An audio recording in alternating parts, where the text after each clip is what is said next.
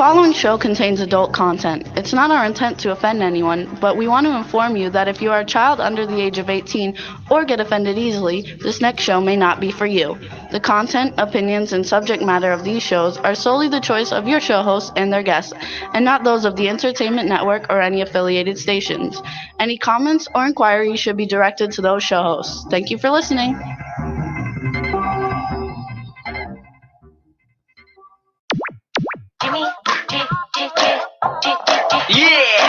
This is MC Alfie. Listen, with the shit, Jimmy Star, yo, sitting down and designing. Why every man them are thinking, what are we gonna be wearing? Yo, I'm a Liverpool MC, can't test me. Big up the girls inside the party. Let's get down to crazy Jimmy. Big up myself to known as Alfie, the one and only, the Turkish MC. Always love the clothes of Jimmy. Bitch, want your wanna be Jimmy Star, new celebrity. Hello. What's up, everybody? Welcome to the Jimmy Star Show with Ron Russell, bringing you the good times in music, fashion, pop culture, and entertainment. Before we get started, we're going to introduce my cool, outrageous man about town coast, and then we'll say hi to everybody. What's up, Ron Russell? I am, pardon me, I'm bringing back the fashion of neckerchiefs or kerchiefs around your neck. We wore them in the 70s. The reason being is, watch this. Here we go. Drum roll. Now you have your mask on and you don't have an excuse. Oh, I forgot it. I can't find my mask. If you wear a kerchief, it's very fashionable. And also it holds the mask that you need to use. Because if you don't use a mask, you can die. It's that simple. I don't bother with the bullshit. I cut to the chase. They said sexy. No mask. The flu. You go in the hospital, your lungs are gone. They stick a tube down your throat. You can't breathe, and you're gone with the wind. So wear a mask, for damn sake. It's no big deal. Look at it. Look how nice it looks when I don't need a mask. There you go. You always look gorgeous. No, I look fashionable. What is that? That's flesh. They're calling you Sexy Ron. Yeah, Sexy Ron. Right. No, listen, I wore these things in the 70s. We all wore kerchiefs. Or women call them kerchiefs. Men call them neck something. I don't know, necrophiliac or something. No, that's like people who have sex with dead people. That's what I said. Anyway, we got a great show for you guys today. We have Richard Grieco coming on the show, and after that we have actress Sherry Davis, who's one of our favorites, and that's going to be a lot of fun. In the meantime, we have a chat room full of people. Let's say hi to some people. Starting out with what's up? Thomas Claxton is in the chat room. Hey, Teresa Tommy. Sabin is in Florida. Angela Joseph is in the chat room. Anton Country Super from Australia is in the chat room. Teresa Saber's in Florida, and they're having like storms and stuff there. I don't know. It went by, and now I can't see who was in here before. But anyway, I want to just warn Dave. Dave, he's not there yet. I hope he doesn't come into the show today, because when Sherry Davis comes on, he will absolutely drop dead with an erection. There you go. Oh, Don Hinton is in the chat room. Don, we love you. How you doing? Hi, Yay. Dawn. Don is in the chat room, and we haven't seen Thomas Claxton lately. Hope he's doing well. He lives in Georgia. Yeah, Tommy, how's the girlfriend? You still with the same Backpack one? John is in the chat room. Backpack John. Hey. Everybody's got a picture but me. I need to put a little picture in my little thing. Mine. Yeah, you should put a picture in your little thing. No. What it said? Ah! Oh, neckerchief. They wrote neckerchief. Neckerchief. Men, I forgot what we called it back in the 70s when we wore them. Oh, Meg is there too. Hey, Meg. Meg, my magnificent one, my beautiful, gorgeous friend who I love and adore. Kisses to you, Megalicious. You gotta have fun. So we're gonna have a good time today. I hope everybody's doing great with everything that's going on in the world. Hope everybody's staying safe, enjoying themselves, and it's gonna be a lot of fun. And I have to report this, and I really don't want to, but Jimmy and I drove down to Newport Beach. Very wealthy, very chic. All the homes are in the many millions. Intelligent people, you would say, right? Educated? No, they were on the beach without masks. So many people were walking around the town without masks. And I looked at Jimmy and I said, this is ridiculous. You don't even know there's a pandemic going on. We went to all the beaches from Long Beach all the way up to far away. And then somebody said it's all red meaning Republican. I said, no, not at all. We had tremendous amount of Hispanic people that were walking around without masks. And I know damn well the Hispanic people are not red, they're blue. So stop that crap about, always blaming everybody blaming everything on one person or one group of people. We all share in our sin. That's why we got the pandemic, because the astronauts came down, from another planet, and they brought the flu with them, and they said, "Let's kill these bastards now, and then take over their planet." So that's what's happening. In the meantime, though, we went to what 5 beaches, and like they were packed with Why people. did you cut me off talking about my relatives? Because it's like Ancient Aliens is not boring. Everybody out there wants to hear about it. No. My new friend Sue Wong, who I love and adore, I keep saying she's an alien because she's so brilliant in all of her beautiful writings that she puts on Facebook every day, and I read it. And I found that, everybody thinks she's a show-off or whatever, a grandstander. She's not. She's just trying to make the world a better place and a prettier place. And I love her for that. Absolutely. And she was a great guest a couple weeks ago. Lots of people loved her. Right. Now, on the sad note, we lost a very, very, very dear friend.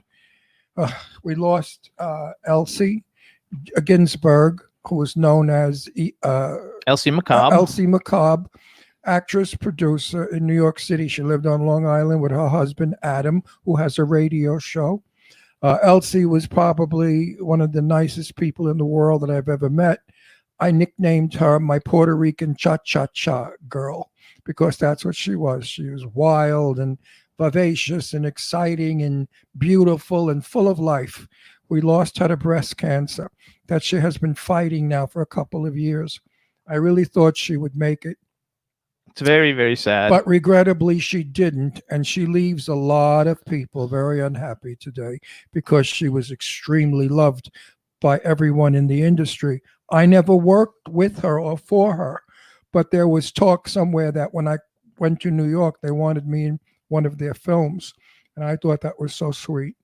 But we actually met him. Actually, before Ron came on the show, they had come on the show to promote the Macabre Fair Film Festival that went on for many years. Ron and I went to it twice. I had a in ball. New York. We had a great time. Oh, fabulous. And time. she was one of the biggest supporters of indie horror films. She was really an amazing woman, and her husband, Adam Ginsberg, is also amazing. And so the whole industry is mourning the loss of such a wonderful woman. The saddest thing about this passing on is, if you were around Adam and Elsie, as we were intimately, you would see the love that he had for her.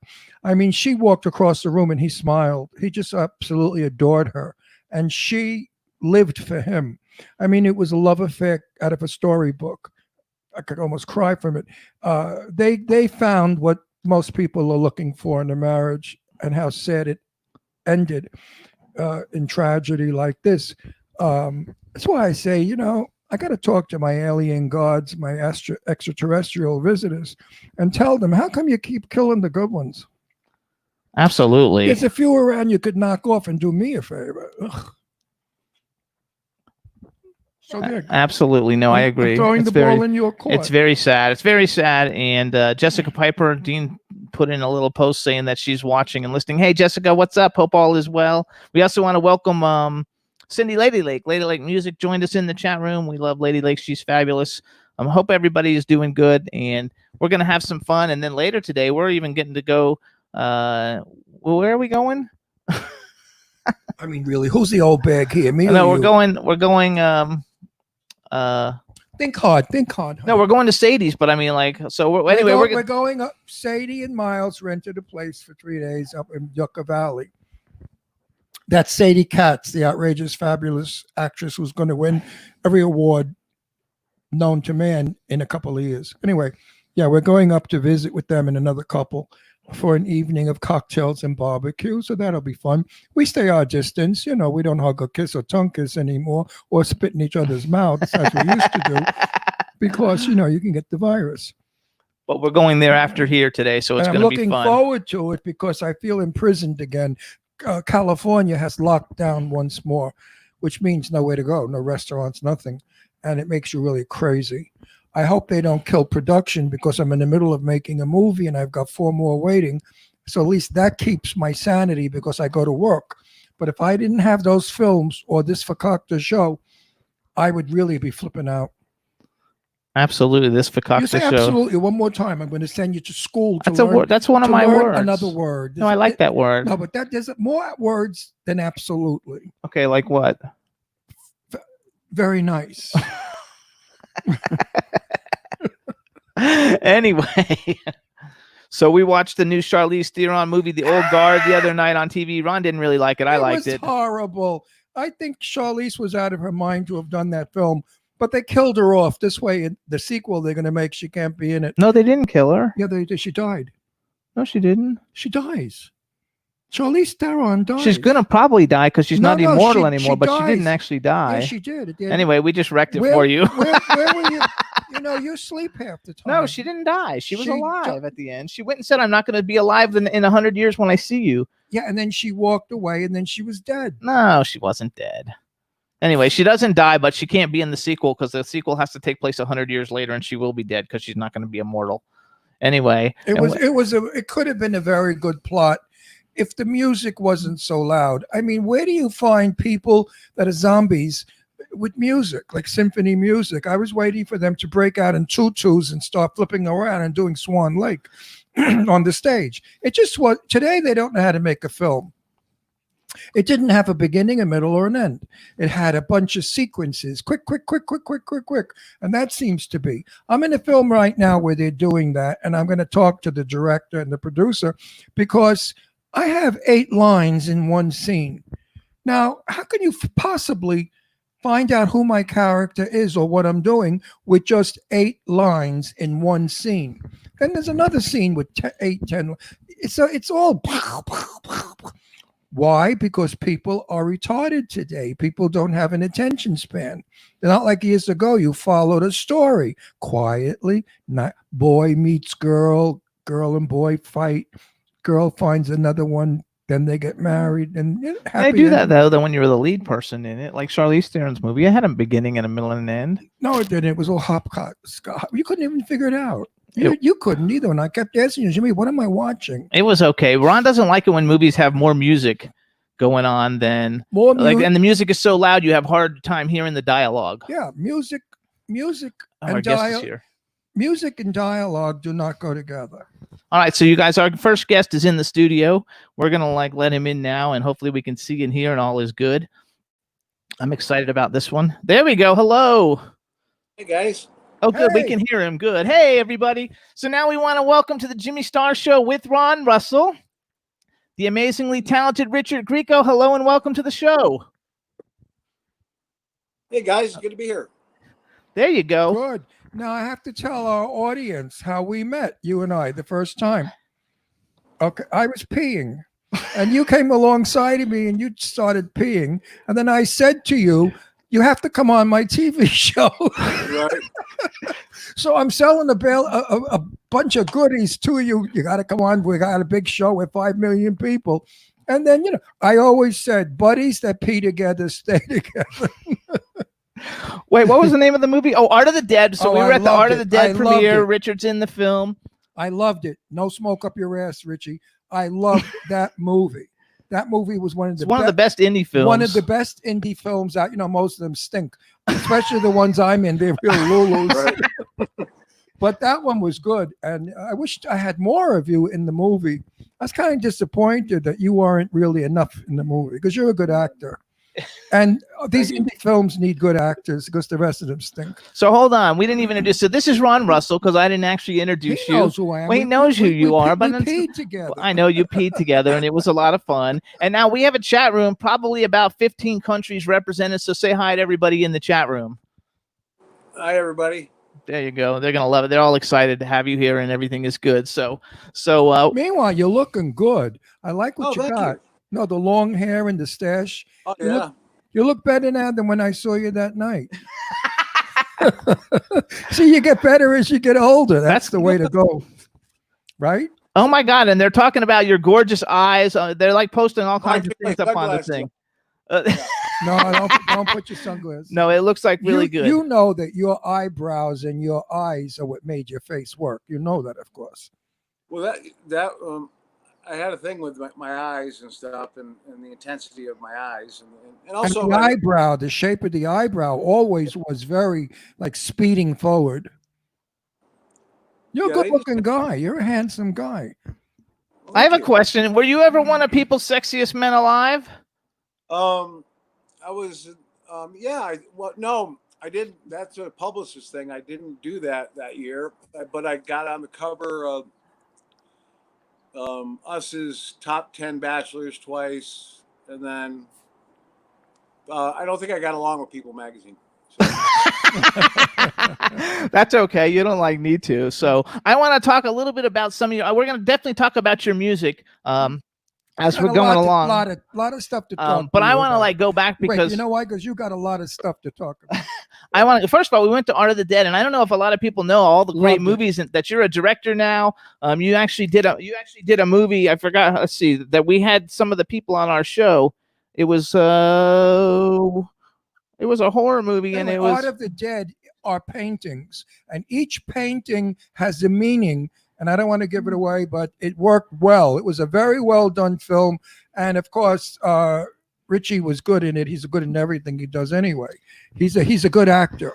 There are shitty actors out there, but he's a good one. So here's one thing that I didn't know though. We actually when we lived in Pennsylvania, because we've only lived here for a little over 2 years. We were only in Pennsylvania for a short time because we had to be. I was stuck there. So we had Nick Hawk on our show.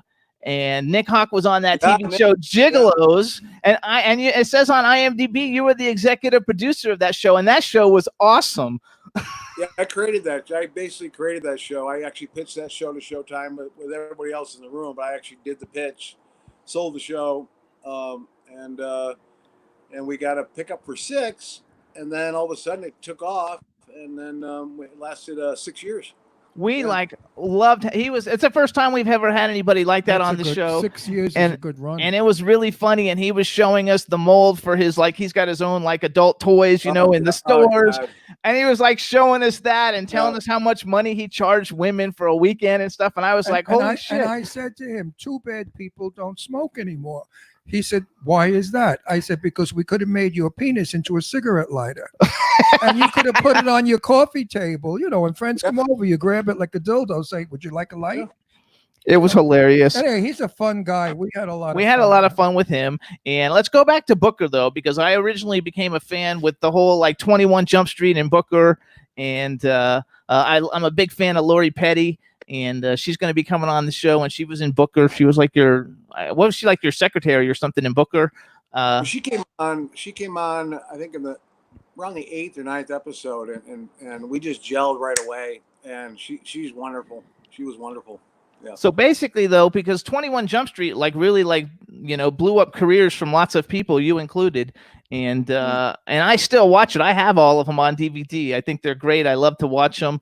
So give us some kind of insight, or just tell us something about the experience for being on that, because anybody who's my age or a little bit younger, that's a staple show for us. When we were younger growing up, and it's cool to see how you've evolved. It was before my time. Oh yeah. I was a toddler. Yeah. That show. I mean, initially, I auditioned for the character Booker with probably 1,000 other actors, and ended up getting the role. It was only supposed to be for one day, and one episode. And then Fox did before the episode even aired, they started promoting this Greco Dep thing, kind of like a WWA fight, and it took off. So all of a sudden I was on another episode. Next thing I know, I was signed for the whole year. And the other castmates want to know what the hell was going on. The first day of the table read, basically everyone looked at me and said, "Who the hell is that guy?" Literally. Yeah. And I put myself in their place. I would probably be why is this person here? What have we done wrong? Or what haven't we done right? But they needed some edge to the show. A little. They needed an angle where there's a little friction, because they got a little buddy, I think, on the show, and my character Booker actually added that, and also the Depp character needed someone to play off of, some kind of antagonist, So I think that they'll work perfect. I loved the show the whole time, but I thought it got better when you actually got on, and there was kind of that antagonism. And I've met Johnny Depp a couple of times because I used to have a clothing store in Florida, and his band used to shop there. So I had met him, and Dustin I had on the show when we first started many years ago. So I kind of like, and we just met Holly Robinson's Pete's mom at a party here in Palm Springs not too long ago. So kind of like I don't know, it's just a show, and I think it's a freaking phenomenal show. Okay, I've got two things I'm going to ask you to do. Actually, not one. One is a question. One is something to do. Question: Greek, you're Greek, right? No, I mean, I'm Italian and Irish, but Greco, Greco, was, because I'm Italian. was taken by all the Italians that were from Greece that moved to Italy. They just called them all Grecos. So there's Right. definitely Greek. La heritage. Grechi, actually. Yeah, La Grechi. Yeah. Anyway, that's the first thing. The second thing is, do me a favor, lift the hat off, bring those eyes close to the camera because all the girls will They're like scream. freaking out. The girls want, they're writing in the face thing on the stupid computer. Let's see his gorgeous eyes. Come close. I mean, you're not going to see it with that hair. No. Bring one eyeball close. Let those girls see those gorgeous eyes. There you go, ladies. They're killing themselves in the chat room. Yeah, they love it. They're screaming, "Aren't women demented?" I mean, if you got a cute face and you're famous, they go crazy for you. But if you have a cute face and you're not famous, they treat you like shit. It's so. What do you think about that? How do the ladies treat you? I've never had a problem. I mean, everyone's been pretty nice. You get your haters out there, I guess. A few of them. I mean, I've been with Michelle now for about 9 years, so I mean, so that's a happy relationship. So Yeah. now is she in the entertainment industry or something totally different? something totally different. That's probably one reason why it works so well. Yeah, I'm with Jimmy. Jimmy and I are legally married, and I hate him. You hate him. Working with him sucks. Jimmy, We and never get along. We never have a fight out of theater. Okay, when we're in our real world, we get along beautifully. But the minute we get into the biz, we fight like animals. I mean, to the point where I'm calling lawyers, to see how much I could get out of them. You gotta love it. First of all, too, you guys, you can follow Richard on Twitter. He's at Richard_Grieco. It's GRIECO for anybody who doesn't know. And his official website is richardgrieco-official.com. And you guys know him from Booker, 21 Jump Street. He was in a cool movie, Born to Run, because we had like half the people from that show. We had Ken Kersinger, Christian Campbell, and Steve Basic all on our show. Okay. Which is fun. He was in episodes of Veronica Mars, which is one of my favorites. He played Loki in the television version of the Almighty Thor, and we used to do stuff with Cody Deal. I don't know what happened to him. He just disappeared, but like we were in a bunch of movies with him back in the day. He also, the great movie If Looks Could Kill, he played Bugsy Siegel in Mobsters. He's in At the End of a Night at the Roxbury, which was hilarious. You had a cameo in the 22 Jump Street too, right? Yeah, they play. Yeah. We saw him in Art of the Dead. He has a movie that he executive produced, Desert Moon, with Sarah French, James Duvall, Maria Olsen, Sarah Julian French. Philpott, and Tyler Gallant, all who've been on our show. And my dear friend, Sarah French is one of my sweetest friends, and so is Tyler. Sarah French is so beautiful, but she's a little standoffish. The first time I met her, I called her a bitch because she had an attitude. She's like one of those profile broads, and she was just very shy. And as I got to know Sarah, I found a very interesting, warm woman. She did a movie with Marcel Waltz called Blind, which you've got to see, Rich. It is fabulous. I heard it's wonderful. Oh, yeah. And Sarah did your film came in second to that. Blind was number 1, and your film was 2. The rest of them were junk. I have to say, though, because you've done some stuff with the Mahal brothers, right? Yep. Mahal brothers are probably the best indie filmmakers of all the people that we know in Hollywood right now, because their films aren't really super high budgeted, but they're actually really good films. When you go to see them, they get good casts, the stories are good, they have a beginning, a middle, and an end. Because we go to like 50 premieres a year, and probably like 48 of them aren't too good, but all theirs are always really good. I mean, some Yeah, of we them. have Attack of the Unknown coming out, and I think that's coming out September, October. I did with the Mahals. Yeah. Which actually I saw, and it's they did a really nice job. What's good about them is they put the money where it should be, which is actually in the movie. And the special effects, they put a lot of money into that. The sound, they put a lot of money into that. and they do a good job. They really do. With the money that we have to spend and the time we have to work, they put out a good product. You know, Richard, how do you do a film in 10 days and the budget is 150,000, excuse me, and you expect it to look like something decent? It's not possible. At least I've never seen it yet. I know the budgets of all the films we go to see. And I want to tell the producers, don't be so anxious to do your film. Gather your money. You know, instead of getting 150, let it go a year more and get 250, 350.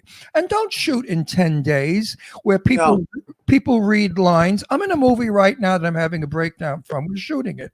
I play an General Milan, and I'm out there to save the world from killer clowns. And I said to the writer, I said, what's my character? You brought me on this, I'm in the film, and what the fuck for, I'll never know. And then I'm out of the fucking film, and then I'm in the next scene again. I pop in and out like some kind of a cartoon. Right. There's no such thing as a table read anymore. There's no such thing as rehearsal anymore. Now And these low budget movies. Yeah, but the ones I'm in, they're like $2 movies. You know, they tell you where to go. Walk there. I said, where are my marks? Oh, we don't have marks. But you see that dresser? Walk over to the dresser and then to the lamp. And I think to myself, is this like home movies like kids do at 14? These are supposed to be professionals. I really just like the films that I'm in. But you know, at 80 years old, who the fuck wants me? So I'll take whatever I got. I'll hire you in the next movie we do, next movie we produce. And I think you've got a great very ones. good film background in my early years. I did a lot of television and stuff. So now you know who wants me. Hold on, let's go back to Attack of the Unknown, though, because Tara Reid is in that. Robert Donovan, who was also in Art of the Dead, he played the priest. He's a great guy. Douglas Tate's a good friend of ours. He's been on the show a bunch of times. The only thing I disliked about that movie was the priest scene, and I kept telling it on the air when I was critiquing it. I said it was like a Dracula thing. They didn't need the priest with the crucifix and all that bullshit. I thought that was so not in the film. If they would have cut that out, that film would have had a higher quality. Yeah, I think what they did with the film and what we had to use and the time that we had, they did a really good job with special effects. I thought they were really creative with that. I understand that thing with the cross going in his eye and stuff. That was a little kind of. I mean, not necessary. Stupid. It didn't work with the film. The film had some kind of class to it. It had some style. It did. It looked like a much higher budget. Yeah, and it was really a story for a change that was very interesting. And of course, your work is good because you're a vintage actor. But well, he's a vintage actor. He's been around more than 20 years. That makes you vintage. Me, I'm antique, not even vintage. I went beyond vintage to antique. But what I'm saying is, he's an actor that's been working. He's not a novice. He's not on the set, saying, "Oh, is that the camera?" Right. He doesn't do that. So it shows. Eric Roberts, also, who I love. I love Eric. I love Eric, and I've seen him in some really bad shit. Let me tell you, and his work just shows beautifully because there is a vintage actor, another good actor. Well, but Eric, it doesn't matter what he's in; he always cares about what he does. But he's intense. Eric has always been intense. He's even intense when you meet him in person. He's even intense if he's eating a sandwich. But I love his work. He's a great actor. So he does do good for the film as you do good for the film. I think if you are not in that film, I probably would. But I didn't have enough of you again. How many days shoot were you on? I just shot all that one day. One day? Yeah, basically what they do with that type of film, they'll take names and they'll put them in the film and just to draw the people in to watch. And a lot of times that character will just be in for 3-4 scenes. The come on character. But what it does, it sells it overseas. You're a distribution name. Yeah. Like if they have you in a film, they'll get distribution, and they need it. Exactly. So the movie I couldn't remember the name of was Clinton Road, which you directed that film, right? Yes, sir. Yep. Cheyenne Elliott is an acquaintance of mine because actually, her grandmother is Dionne Warwick, and we had her on the show. Right. And, Okay. That was fun. And so it was a lot of fun. And so is that movie actually out that people can see it? Yeah, it's on Amazon Prime right now. It came out in the theaters was it about a year ago in 10 cities. It did pretty well. I mean, it was it was an arduous shoot. Steve and I had 15 days to shoot this thing. We were shooting in New Jersey on Clinton Road, so we were transporting people from New York City to New Jersey, and per SAG we had 8 hours portal to portal, and so it was a real tough shoot. But I would go nuts from that. You know, in my day, Some cast though. wait, in my Yeah, really day, good cast. I was on a movie with Sophia Loren and Tab Hunter that took 3 months to shoot. Yeah. Okay, but it's a classic today. It's your beautiful work. I mean, it was really well done, and the acting was good. Even though Sophia Loren didn't like Tab Hunter, she thought he was too young for her. So hang on, I want to go back to Clinton Road to give you a prop. So you guys, this is a horror movie, and it's got a great cast. Ace Young, you guys from American Idol. I'm just picking out the people who I actually know who they are. Vincent Pastore, who I know, Eric Roberts, Ice-T, Richard. You did a cameo in your film. Cheyenne Elliott. It's a great cast. It's a cool story. So everybody go watch it on Amazon Prime. So let's talk about it a little bit then. So now besides acting, now you're directing and producing. Are you enjoying it as a director, and how did you decide to go behind the camera? Well, I think I've always had an affinity to go behind the camera, just from being a painter, an artist, and painting, and starting with a blank canvas and creating something from an emotional standpoint. I think growing up, because I started so young, when I was about 20, in front of the camera, I always asked questions on what lenses they were using, why were they shooting this way, why were they shooting that way, why were they doing this over, why were they doing this, master from this side, why wouldn't they do it from this side, Are you a Gemini? Oh, Aries. Oh, okay, because I'm a Gemini. I do the same thing you do.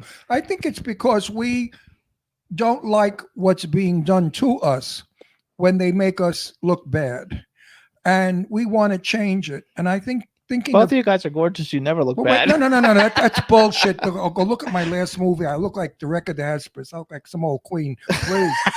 I was at the red carpet. I threw up on the carpet. But no, I really feel that acting, and you're going to agree with me, Richard, acting is something that we must do, not the director. What do you think about that? The director can't tell us how to act a scene. I don't like that when they, Ron, put the Brooklyn accent on. Ron, take the Brooklyn accent off. That kind of shit. I read my character and I make my character come up to life. Right. And I have my own idea, my own vision of my character. But the camera doesn't, because the director is shooting it differently. Do you understand what I'm trying to say? That you don't get your work out there because the fuckers don't let you do it.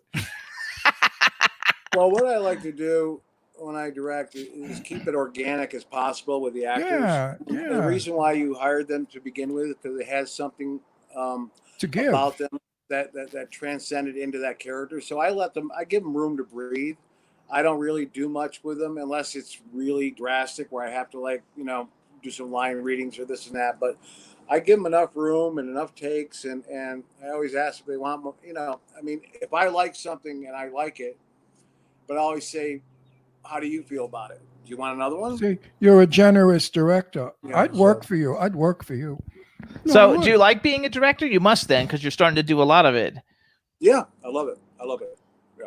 I love it too. All right. So I'm going to bring up something, and you're not even going to remember. First of all, I think a lot of people don't know that you're like a music artist. You write songs and you play guitar. I don't know if a lot of people know that. B. Claudia just joined us from Germany. She was going crazy. She put up links of you. You must have played in Germany sometime, because she's got the pictures of the tour, and she's like, oh my God, he was on tour in Germany. So just say hi, B, real quick, now that she's here. I was waiting for her. Hi.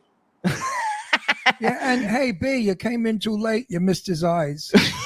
You have to go back for the repeat. You missed his eyes, BB. So many years ago, when I lived in Florida, I actually worked for a record label called Spectrum Music Group, and I actually contacted you. I have this book from years ago that has your phone number and your email, because I was trying to get you on the label, and something didn't work out, and you didn't come. But I loved the music then.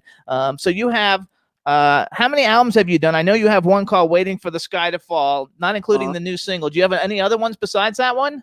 No, what I did was I just released "Waiting for the Sky to Fall" in Europe at the time in 1995, and because it wasn't like my agents and people like that didn't want me to release it in the States because you're an actor, and that time you know, the whole stigma was you couldn't do two things and this and that. Couldn't be a triple threat. Yeah, you back can't then. do it all. So I released in Europe, which I think was great, and did really well in Europe, and then ended up touring over there for like 3 or 4 months and had a ball. I mean, They like loved Now it. you live in LA, right? yeah, live in LA, Where you from originally? New York. Oh, we're in New York. Originally upstate New York, Watertown, and then lived in the city for 3 years. I'm from Brooklyn, born and raised in Brooklyn. Can you tell?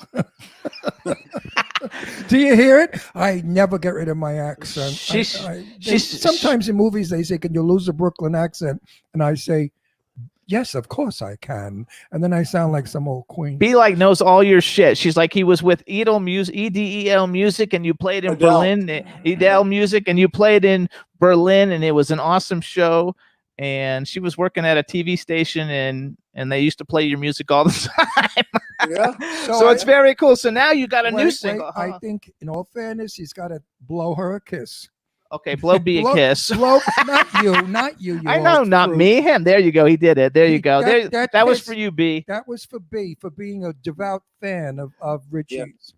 So you got a new single. You just released it last week, I think, on Friday, on the 3rd, I think. Anyway, it's called. Yeah, the third. It's called 6 Feet Away. Tell us a little bit about it. It definitely has to do with this pandemic. 6 Feet Away was something I was working on for about 3 or 4 weeks, I write every day, anyways. So this one came out of what's going on as far as the isolation stuff and how people are coping with it and not being able to see family or friends and stuff like that in a normal kind of way. So I came up with a song, 6 Feet Away. Was a metaphor for, a lot of things, 6 feet away from, grasping that goal, or 6 feet away from actually talking to somebody, 6 feet away from actually dying. But I collaborated. I came up with the riff, came up with the music and everything. And I collaborated with Kyle Perrin, and then George Romero came up with the video, and we shot part of it out here with Michelle. She shot most of it, and Kyle shot a little bit, and then Romero shot some stuff in Kentucky, and then we edited it together and came up with a cool, neat story with it, and it's doing really well on iTunes and Google Play and Amazon, and then catch the video on YouTube if they want. So yeah, you guys got to go on YouTube and just Google Richard Grieco 6 Feet Away. And I'm going to give a shout out to George Romero. He's a good friend of mine. He's a great guy, and he's part of the Indie Brigade, which has a show on Friday nights. Okay, so which I'll be doing a podcast on there in probably about 3 or 4 weeks called Fragments from a Dirty Ashtray. So there you go. So what have you got cooking now that you could tell your fans? We have over 5 million people right now watching us. So make it good.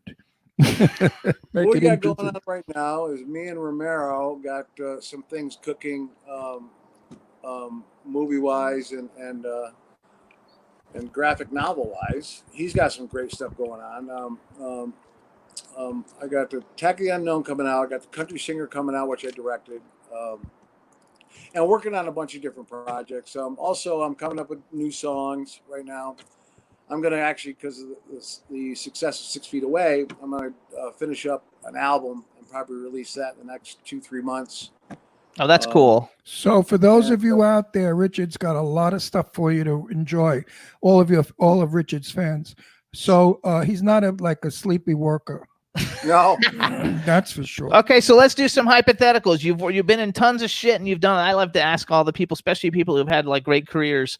So here's a hypothetical: who's like on your bucket list of a male and female actor that you have not had an opportunity to work with yet that you think would be a lot of fun to work with? And then in thinking in the background, what's a movie that's ever been made that you would have liked to have been in that you weren't in? But it can be old, new, whatever you think. And so can the actor, the actress. They can be old, dead or alive. And they could be dead too. Because Ron's are all dead.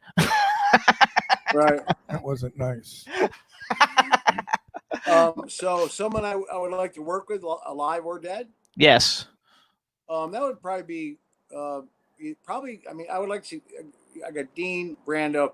I probably say Montgomery Clift. Oh, Good wow. choice. Good choice. Wonderful actor. Terrific actor. Never met him, but I know stories about him because I knew Elizabeth Taylor pretty well. Right. And Elizabeth would talk about him with the greatest love in the world. She adored and worshipped him. And what's a female? But he was gay, and there was a bit of a problem with that. With Well, her. we tried to do his story. This is 20 years ago, but they wouldn't let us do it. Well, they won't say Oh, he was wow. gay. They won't let on that he was gay. Yeah. They wouldn't But tell that's us the story. ridiculous. Gay is not a disease. It's just know. it's just who It we was are. stupid. It is stupid. I mean, Monty Clift was probably one of the most gorgeous men, and then he was leaving Yeah. Elizabeth's house drunk, and he had an accident. He hit a pole, Yeah. and his teeth went down his throat, and Elizabeth pulled his teeth out. I mean, she loved to tell that story over and over. And Monty wasn't as gorgeous after the accident. But the then- thing is, you know what, Ron? The only time, I mean, he's got to be probably the most underrated actor of all time. I mean, he should have won Definitely. the Academy Award From Here to Eternity, and he should have won it, but he only got nominated for Freud when his face was all screwed up. right. It's just kind of an ironic play on how his career went. Well, Hollywood's full of shit. But I mean, Oh, yeah. his performance that I loved the most was The Heiress with Olivia de Havilland, when he was that money crazed, sneaky little son of a bitch who was going to marry the plain Jane just for her money, and then in the end she fixes him. It's a wonderful script. It was a wonderful movie. I think Olivia got an Oscar for it, didn't she? The Yeah. Heiress. She did. Just so you know, Ron used to have a show before he was with me, No, and, it's still going. and he's getting ready to launch it again. It's called Set the Record Straight, where he used to interview all the legends of Hollywood. Jane Russell was one of his best friends, and Yep. he interviewed Tab Hunter and Cliff Roberts, Lauren Bacall, Bacall, Betty Betty Davis. Davis, Oh, I mean, all the old bags. all the old bags. I grew up with them. I'm 80 years old. So, these old bags, I was the kid. They were all 10, 15, 20 years older than I, but I hung out with all of them. And I used to go to all their parties. And I remember them saying, "Oh, you're so young. You're a kid." Now forget it. I had never But seen you were there when Hollywood was Hollywood. When Yes. Hollywood Oh, I was happened, there. I was there Yeah. when Hollywood was but it was definitely. Hollywood. Shelley, Hollywood is- Shelley Winters, Yeah. my dearest friend in the world. I mean, Shelley and I were really close. If you sat down and listened, we used to have lunch at the Silver Spoon every Thursday, a whole gang of us, directors, producers, actors. And Shelley would take the floor and tell us stories about Hollywood and the things that, the marvelous stuff that no longer exists in film. Film today is, you go in, you read your lines, and you go home. It stinks. Right. So hold on, go back. What's an actress then? What's an actress you would like to have been with, and then think about what movie would you have liked to have been in also. And he complains about that Hollywood thing all the time, about Hollywood's not like Hollywood. And, Oh no, it's not Hollywood. It's a home movie. No. Now it's called a home movie. I mean, I would say, as far as an actress, Vivian Lee. I mean, Wonderful I'm a- choice. I just think she was such a brilliant actress in the sense that she was so good and her delivery was so brilliant, and she was, I mean, Beautiful. and beautiful. Yeah, but I love Vivian Lee. I would agree with that. She lived a tormented life because her husband was gay Yeah. also. And the Yeah. fact that he was gay, she understood but couldn't live with. And her husband, of course, is Laurence Olivier, Yep. Sir Laurence Olivier. And that gossip went around when I was in Hollywood. I forgot what movie she made, one of the later year movies. And she and Larry were not even speaking. She was crazy. She had a nervous breakdown. But a brilliant actress. I mean, her portrayal in Streetcar Named Desire with Yes. with her southern accent and those scenes, my God, where she gets in, paper lanterns and stuff, all that jazz, marvelous Oh, yeah. stuff.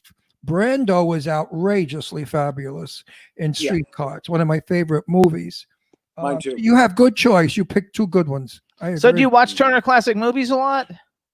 Yes. Because I had never, before I met Ron, I had never seen like any of them, and now we watch it all the time. Because my friends are on all the time. I said, Jimmy can't believe it. He says, that I said, I know all of them. I mean, it's amazing how on Betty Davis is the one that flips everybody out.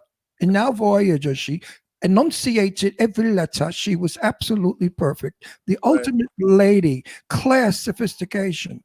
She moved to an apartment on Havenhurst. And when I went up to a party of her house, I looked at the number at the door. It was 4F. And I walked in. I said, "Hey, Betty, you got the right apartment, 4F." She said, "Yes, 4 fucks. What are you drinking?" That was Betty. I mean, Betty Davis was a broad. Yeah. I'm telling you, she was furthest thing in real life from a lady. She loved dirty jokes. She loved dirty talk. She was a wild woman. Fabulous. Yeah. So that's what tells me what a good actress is. So hold on. Now pick a movie. Let us know, what movie would you have liked to have been in? Well, I've turned down a lot of movies that I kind of regret, but Name I one. think, Speed. Oh, wow. That was a good one. Yeah, that was a mistake. That was a mistake, Richard.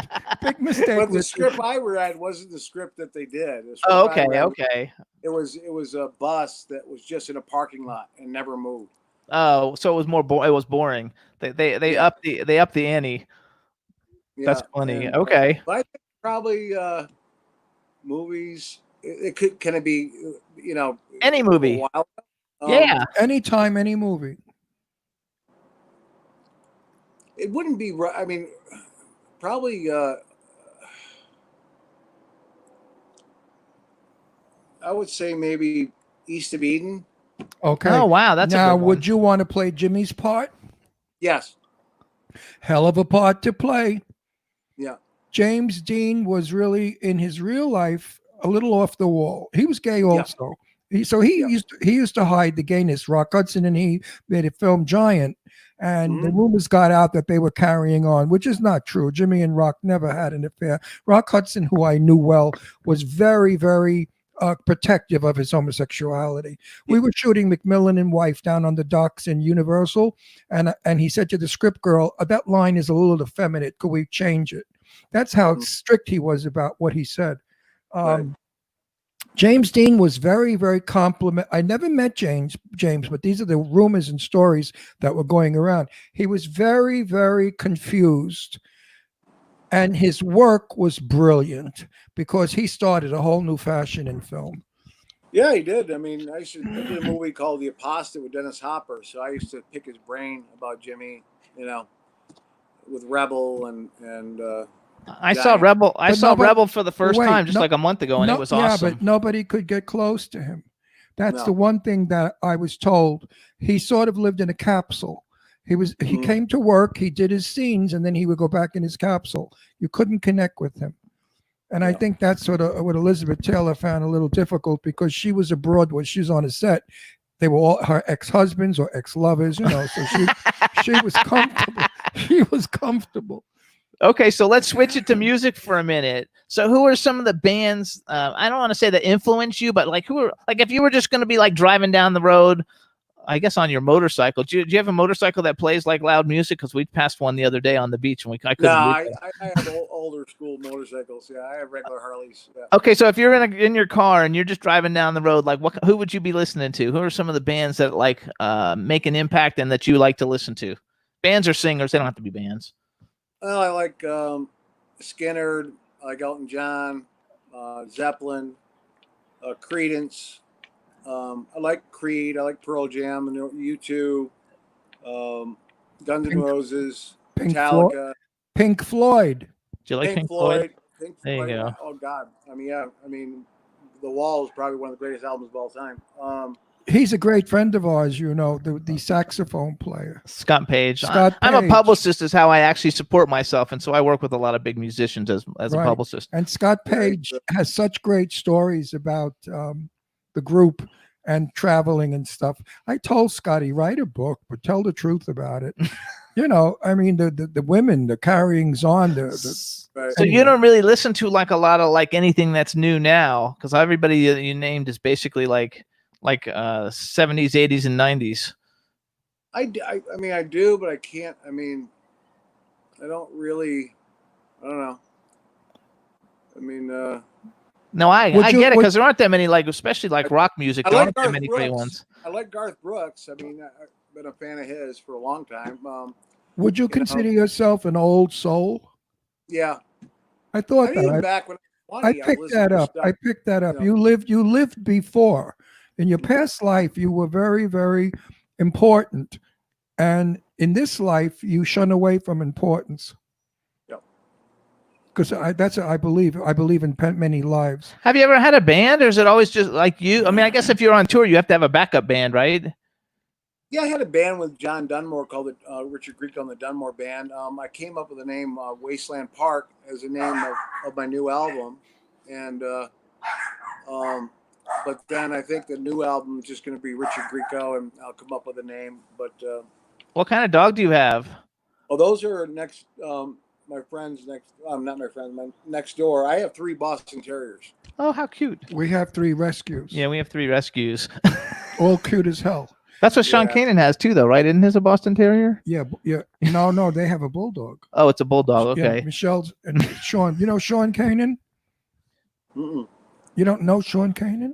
You have to meet Oh, Sean yeah, I have to Kanan. introduce you. You'll like Sean Kanan. He's Like you. He's like a superstar, cool guy. he's a super soap opera star. He's a soap opera guy. But he was. Did you ever see I the know, the Karate Kid 3? The Karate Kid I 3. know, yeah. Yeah, he's got a wonderful show called Studio City, which is It was up for 8 daytime Emmy Awards, but it they- didn't win. They wrote it and they did it, and it's fabulous. And I'm proud to say I play his father in the next season. In the next season, yeah, who raped his mother. Oh, okay. Yeah, she was a young girl and I was a young man, and she came to Hollywood and I raped her, and Sean came from that rape. So I thought, boy, these soap operas, they hit you over the head with it. So what is like your best what have you enjoyed the best? Do you have a certain TV show or movie that you had the most fun on? Maybe it isn't your favorite, but that you had the most fun on doing? Because people in the chat room are like digging all this stuff. They like love it They're all. asking a million questions, Richard. You better do a Q&A. I think the most fun, like just pure simple fun, was probably If Looks Could Kill, because I mean I had sneakers that walked up walls, I had cool cars, I had all these gadgets, every day was fun. Bill Deere, who directed, was fun. The cast: Linda Hunt, Roger Rees, Roger Daltrey. Oh, Roger Daltrey. Just a lot of fun. Yeah, that would be the movie as far as just pure fun I had would be that one. So you worked with Roger Daltrey? Well, I met him. I wasn't in the scene with him. I was so excited that he was in our movie that went up and talked to him, hung out with him a little bit, and he's just such a cool guy. I was like, Yeah, me fanboy. too. I would like to have met him. We're actually doing we're putting together a charity concert. It's in New York at the end of the year, if everything is okay, and Roger Daltrey is going to be one of our performers. And then I'll meet him. I'll finally meet him after all those years. But they have a good lineup. They have Billy. What's his name? No. I can't name them all because I don't have it all arranged. I don't have it arranged yet. We can't name. One is like an insect, like an ant or a roach. That actually Okay, got it. probably going to have. Oh, we can say the Adamant. Yeah, I think Yeah. we're going to have Adamant. Adamant and I like Adam. and Billy Possibly Billy Idol. Idol. He said Tom it. Jones. Billy gave us the song for Booker, "Hot in the City."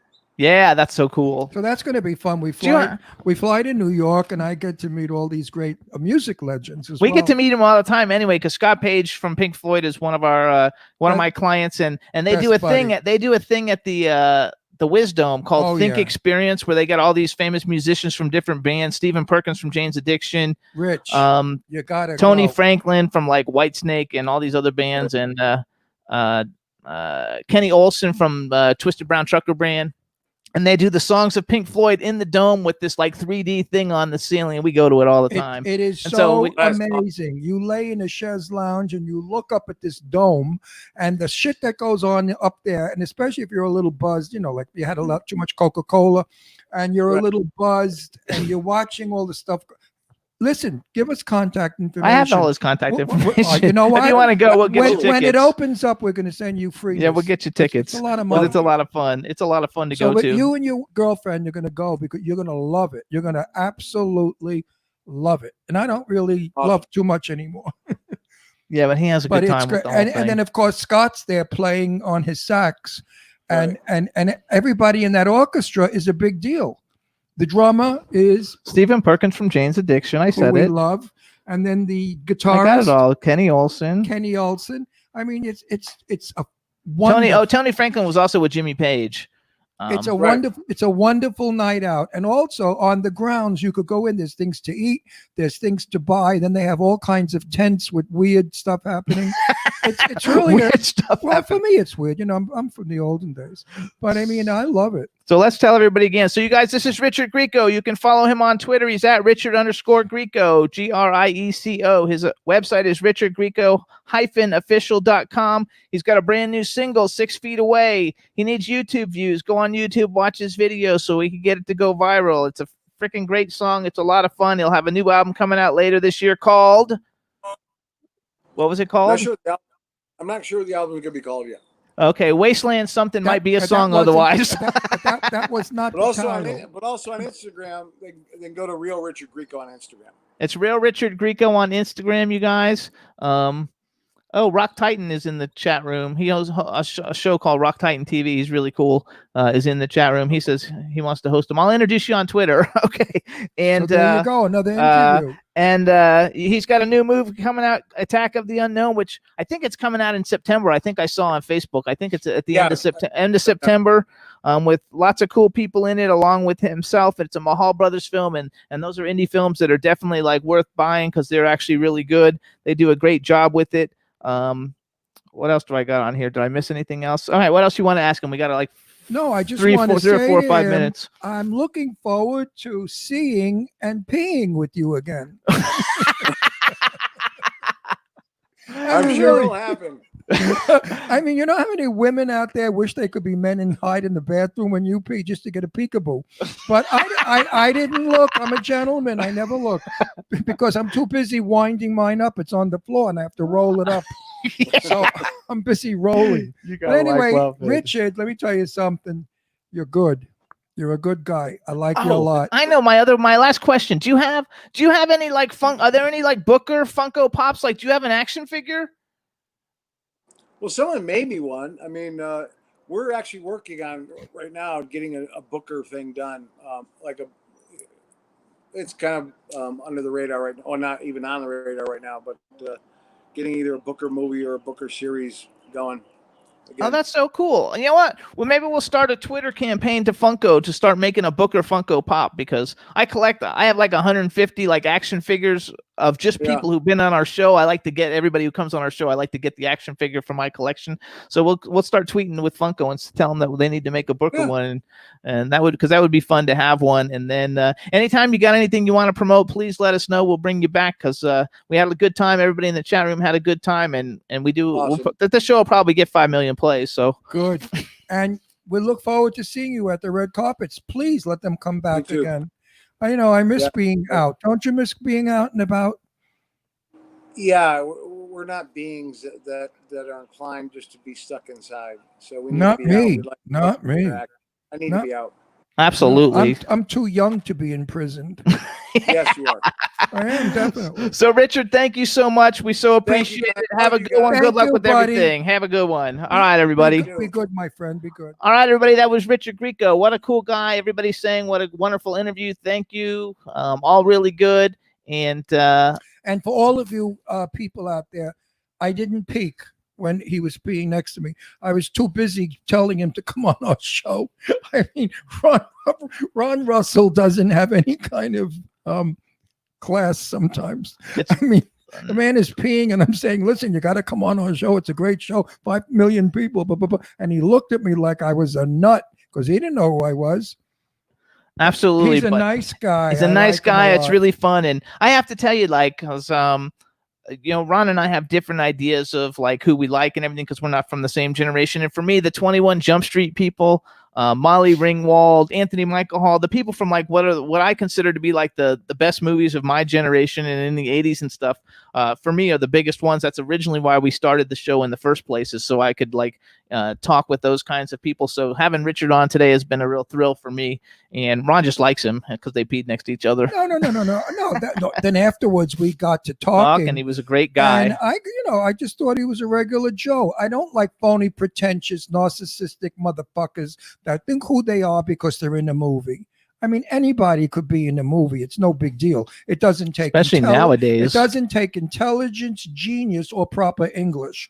Actually, if you got money, you can be in any movie you want. Me one more time. See this mic? It's gonna go right down your throat.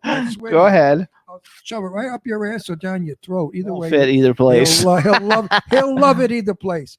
But anyway, I like regular people. That's why I like Jane Russell, and I liked all the people that I've known.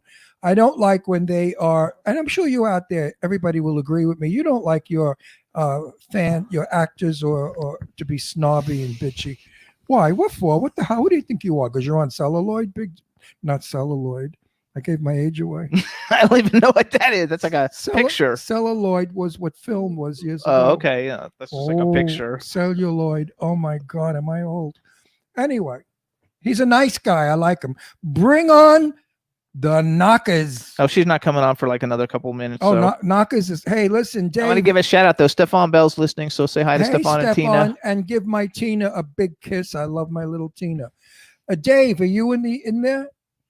No, I don't think Dave's there. Oh, he misses Sherry Davis. He's gonna kill himself. That's okay. Let's do a little commercial, you guys. So we want to thank everybody for tuning in every week, and you can listen to us live on our home station W4CY Radio every Wednesday from 12 to 2 p.m. Pacific time or 3 to 5 p.m. Eastern time. We're also on K4 HD Radio in LA, Jackalope Radio, iHeartRadio, Stitcher, Audio Boom, SoundCloud, iTunes, Spreaker, Apple TV, Podbean, Spotify, and Pandora. And we're also on a bunch of other ones, but those are the biggest ones. And then on television, you can see us on Comcast, Roku, Vimeo, and YouTube. And it's always a lot of fun, and all our shows are great. And Richard was a great guest, so we appreciate everybody tuning in every week and listening. That was very well said, James. I'm surprised. Thank you. I always say things very well said. Usually you bore me to death on this show, but that was interesting. You got to say it. Ron, Sherry has a fab personality as well. Yes, she does. Just a what? Fabulous personality. Oh, give me a break. We love Sherry. Give me a break. Oh, Joseph Kelly's in the chat room now. Hey, Joseph. My next husband. Joseph, you missed us. We had Richard Grieco. I talked about you on the show. My character has no establishment. How the hell did you write that? I'm sleeping. I get up. I say your grandfather, your father, and then what the fuck is that all about? I don't even know why I'm in the movie. I make no sense. You got to give me a little bit of who I am. So that's my complaint to my gorgeous, handsome director, Joseph Kelly. Who's a great director, by the way. I nicknamed my next husband. And he's straight. Except for he's a great director too. Watch out! No, don't do that. You get rid of one of these cords and we're off the air. Oh, good. No. Anyway, Joe. Oh, he's tuning in for Sherry. Of course he's tuning in for Sherry. What do you think? You're tuning in for me? So you guys, we want to welcome Joseph Kelly to the chat room. He's the writer. Joseph Kelly is the writer and producer of the best film ever. Director and star of Clown Motel. Clown Motel 2. And Clown Motel. And your host here is in that film. I hold the film together. It's my character that makes the film happen. If I wasn't in that, first of all, if I wasn't in that film, Ron Russell, nobody would even go see it. Yeah, right. Everyone is going to go see it because Ron Russell is in it, and he's giving an Academy Award performance with his 7 lines. Anyway, Joseph, we're going to talk. It's going to be a great one. It's great. It's a great thing. I read the script. I got news for you. It's high camp.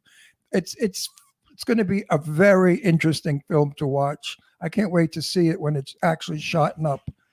But from the script, usually scripts don't read well. This one does. It's going to be fun, you guys. And just to do some plugs for next week, we have... Oh, wait a minute. I got to talk. Lorene Landon is in Clown. Sherry Davis is in Clown. Who else? Alyssa Dowling. Everybody we know. Everybody we know is in it. It's going to be phenomenal. All of our friends are in it, so it's got to be a ball. It's got to be the best movie of next year. Oh, absolutely. It's going to be great. And Angela Joseph worked on it. She's a producer. Her daughter's in it. She's in it too. She's in it. Her son's in it. Her mother's in it. Her grandfather's in it. Her grandmother's in it. Her great aunt is in it. And her 17 ex-lovers are in it. Yeah. Right, Angie baby? Where's my Angie baby? Is she in She's, the yeah, chat she's room? in the chat room. Absolutely. Hey, Angie baby, kisses to you, my sweet. You gotta like I love love the whole that thing. Angie baby. She's a real McCoy. That's another one that no phony shit with her. She's just really great. I love her. It really is. And we want to thank everybody who's in the chat room because you guys are great and we appreciate you guys coming in and supporting us every week. Sherry Davis, let me tell you something, because I really can't say it when she's on the screen. But Sherry Davis is far more beautiful in person than she is on screen. I find some people don't photograph as well, like me. I look 80, right? I'm in person. I look about 28 with dark hair and no wrinkles. But somehow when I get on television, the lights make my hair white and I get wrinkles. But anyway, Sherry Davis is a beautiful girl, sexy as all hell. She is a registered nurse by trade and is raising an autistic child. So to me, she is my heroess. Is there a word? Heroess? Let's make it a word. Heroess. She's a wonderful human being, as well as a very talented actress. Absolutely. And I love her to pieces. And when she comes on, you'll see how much we love each other. She's fantastic. Where And is she's she a lot anyway? of fun. She comes on at 1:15. What time? Where are you It's going? 1:06. Oh, we got to kill time for a long time. Let's talk about Angie Baby. Angie Baby. Do you have difficulty finding bras when you go shopping? Oh, God. I mean, do they make them your size is what I'm saying, or do you have to have your bras custom made? Answer us in chat room. Everybody else is just saying bravo, Ron. You got to know Angie Baby. I nickname everybody. And Angie Baby is my Angie Baby. She's got 132 different children. She's raised them all single-handedly without a man. She adores her children. They're fabulous too, by the way. I've spent great time with her children. The boys are beautiful and wonderful, and the girls are just delightful. She's got a house that you want to go to, and you want to be there with the family, and we were treated like family. Oh, it sounds like Sherry's here. So Where's Sherry? in the studio, so we're gonna like bring her in. Sherry, baby. Laugh out loud. That's so funny. Sherry. Jane Doe says she has to find a good Oh. custom bra maker. Oh, look. Now you get off my show. Hey, Sherry, Where say the- something. wait, Let's make sure we shut can up. hear you. Where the Hey, can you hear me? Yes, where the you look fuck beautiful. where the fuck did you get that blouse from? It's a little romper. It's actually shorts. I expected you to come with bazooms flying across the screen. And now I'm you- sorry to disappoint. Oh my God, you look so beautiful. You're hot. No, she doesn't. She does doesn't. too. Thank you. I took a shower just for y'all. See, and you still stink. But anyway, I mean, I I hate smell you. like Michael Kors. Thank you very much. I'm not going to be. Is it really Michael Kors? That's what I have. Well, not my outfit. I even when I'm at home and I get ready, I like the smell of something good. So a little squirt of Michael Kors and I'm good. That's hilarious. I'm You look not gonna be- gorgeous. I'm not going to be nice to you on our show. I'm going to be very mean to you because you hurt me. You didn't come on with anything low. You got a stupid blouse that looks like shit. It looks beautiful. You look Does not. beautiful. Does not. Can He you just lower- wants cleavage. Can He you- likes I know. cleavage. Well, he's a Can you pig. lower the blouse? No, a no, little? no, no. David using Australia's masturbating. No, he's not there. He said, I can't. Oh, yeah, there you go. You got to do that.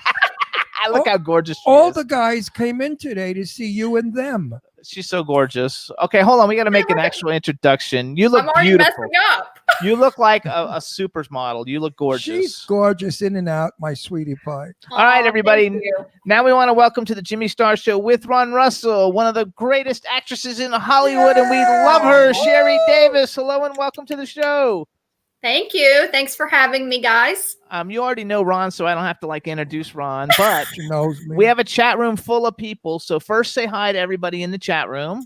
Hello, everyone. Then you got to make a special hi to Joe Kelly and Angela Hi, Joe. Hi, Angela. and Dawn Hinton, who was asking me to see all Aw. your stuff. So say hi to Dawn. Hi, Dawn. Yeah, we were typing and chatting before. So yeah, hi, Dawn. Dawn is fabulous. And our weekly pervert who comes in from Australia, Dave.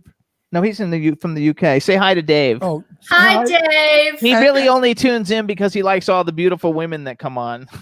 He said to me he's dying to fuck Sadie Katz.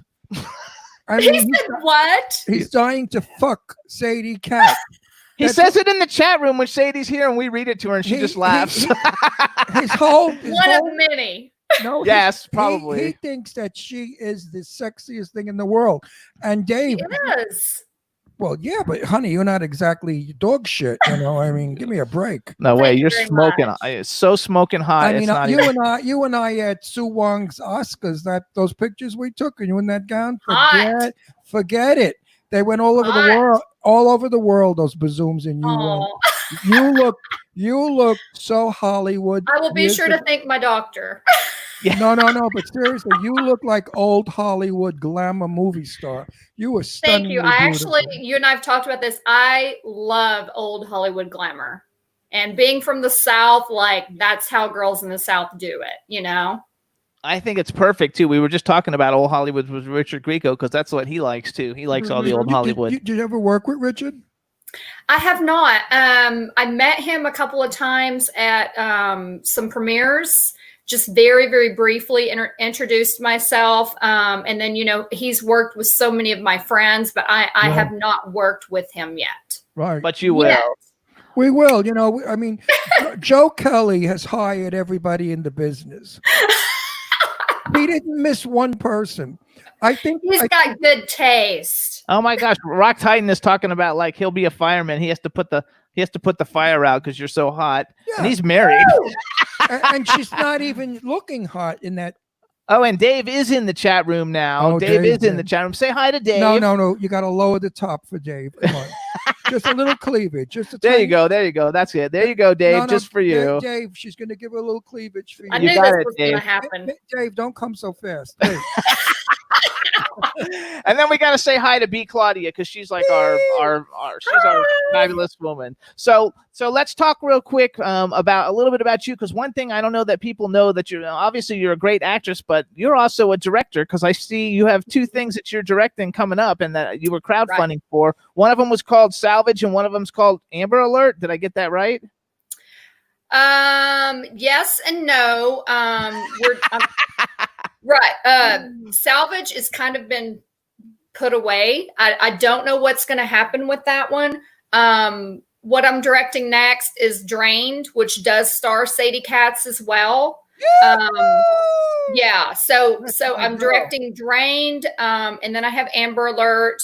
And then I'm directing a feature with Child starting in January. And then I have another feature I can't talk about that we're actually shooting in Mexico in 2021. Well, Amber Alert has Felissa Rose in it. So you got Felissa, one of our favorites in one, and you got Sadie in the other. That makes us all happy. We're actually going to see Sadie after the show. Yeah, we're going. Oh, yay. Yeah, we're going up to Yucca Valley where she and Miles took a place for a couple of days. I love and adore Sadie Katz. I do too. And Miles as well. They're good people. Absolutely. Miles, you know, they asked me to be their father at their wedding. Oh. And I said, I can't do that because Sadie, you have a son. She said, no, I don't want my son. She said, I want you and my gay uncle to walk us down the aisle. And when they get married, so I got teary-eyed. And Miles, Miles lost his dad, and Miles was very close to him. So when Miles, they call me dad, and I get very choked up. And if I had another daughter, I would want it to be Sadie Katz. Yeah, she's crazy. When we text, I tell her, you know, I'm like, you know, she's one of the truly most genuine people I've ever met. And she's totally insane, and I love it. I love every bit of her craziness. The two of us together. I do too. The people in the chat room are totally like loving you, and they're talking about Drain. So Drain, you crowdfunded for Drain. Did you get? Is it still crowdfunding? So actually, what I did is I kind of did. I've never done a true crowdfunding campaign. I've always funded or private investors. Yes. So what I did was I put just 2 to 3 posts on Facebook. That's the only place I even put it, and I'm fully funded. Just from people who knew me, private investors. Like I literally knew every single person that contributed to it. Oh, there you go. So when are you going to start on that one? I'm hoping later September, mid to late September. I've kind of been touching base with Sadie and Kevin, and we're kind of watching all of the COVID things that are going on. which is why, unfortunately, I missed the show with Richard today because I was actually online doing a COVID class that I needed to get done. So my apologies. Sorry. That's okay. That's because you're an RN. So hold on, because Right. you have several things going on. So along with Ron, you're in Clown Motel too. Well, wait a minute. Joe just sent the new script, and I love the new script. Mhm. General Milan is really a doctor, and I am examining you in the hospital room. Yeah, And right. we suspect that you may have a small bump on your breast. So I have to get your breasts now and hold them and feel all around for the tumor. Yeah. Joe, write that, or fuck you, I'm not in your movie. I need to read this because he sent me this, but he failed to mention that was in there. But I think you've grabbed my breast before, Ron. So Yeah, so it's not that big a deal. I mean, But Dave Hughes says he wants that role. Dave Hughes is our every week pervert. And Joseph Kelly says fake news. Right. Wait. Dave knows is married. And I said, what does your wife think of you as a pervert? He loves all of our horror girls when they come on. You and Sadie and who else? All of them. Everybody wants to know how you get all those parts, Ron. He makes them up, you guys.